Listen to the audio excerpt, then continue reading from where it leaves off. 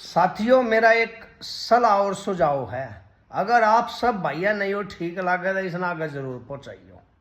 तो वो सलाह और सुझाव के है कि हमारे देश और प्रदेश के अंदर बहुत सारे विद्वान, शास्त्रों के ज्ञाता और भविष्य वक्ता, कथावाचक, ग्रह नक्षत्रों के ज्ञाता, इन सारी चीजों को समझने वाले, मुहूर्त, दशा, ग्रह, सारी स्थितियों को समझने वाले और उनके निवारण की चीज जानने वाले बड़े बड़े मान पुजारी और पंडित जी इस देश के अंदर हैं। उसके बावजूद कुछ मूर्ख, अनपढ़ और धूर्त लोग इस विद्या का सहारा लेकर के इन चीजों के ऊपर से देश का भरोसा उठा रहे हैं और इनको बदनाम कर रहे हैं, जो हमारे लिए बहुत दुख की बात है।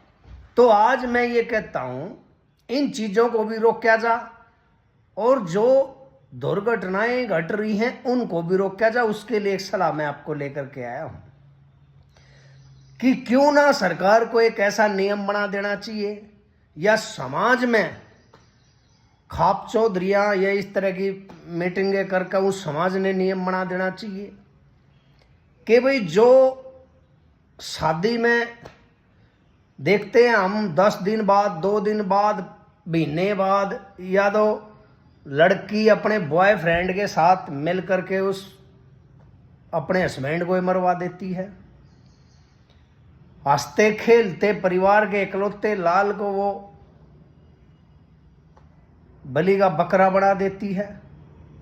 ना केवल उस परिवार की बदनामी होती है बल्कि वो बर्बाद भी हो जाता है।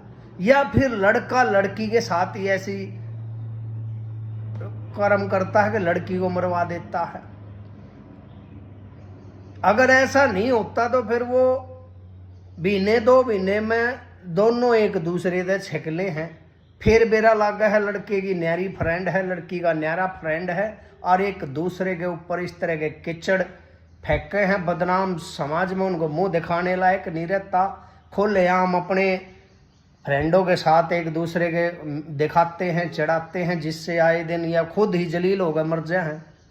इस तरह की जो घटनाएं हो रही हैं उनका सीधा का सीधा जिम्मेदार वो लोग हैं जो उनकी कुंडली मिलान करते हैं और उनके विवाह की शुभ मुहूर्त की तिथि तय करते हैं, दिन तय करते हैं। क्योंकि इस बात को मैं पहले भी कह चुका हूं, हमारे बहुत ही विद्वान और हजारों साल तक के भविष्य बताने वाले बैठे हैं। एक एक ग्रह नक्षत्र की चाल आपको पहले एक साल पहले कैलेंडर छाप कर बता दिया जा है। कौन सा ग्रहण कहाँ होगा, कौन सा ग्रह कौन सी राशि में निकलेगा, कौन सी में बढ़ेगा, के असर गिरेगा, कद ब्याह ठीक है होने कद नहीं, ये सारी चीज बताने वाले हैं।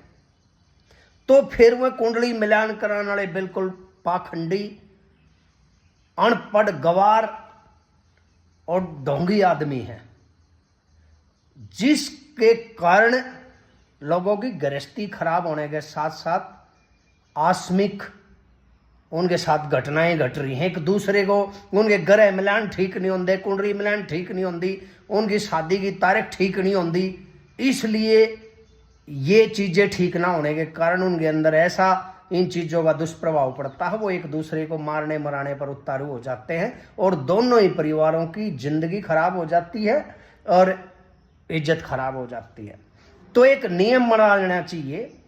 अगर किसी भी शादी में किसी भी ऐसी घटना होती है कि वो कोई किसी को मार दे या उनका रिश्ता टूट जा, तो उसका जिम्मेदार वो है जिसने उनकी कुंडली मिलाई, जिसने उनके ब्याह का शुभ मुहूर्त बनाया, जिसने उनके फेरे करवाए, और फिर उसको दंड का प्रावधान होना चाहिए। अगर उसके ये सब करने के बाद ये हो जाता, उस फेरे कराने वाले ने, कुंडली बताने वाले को सजा मिलनी चाहिए।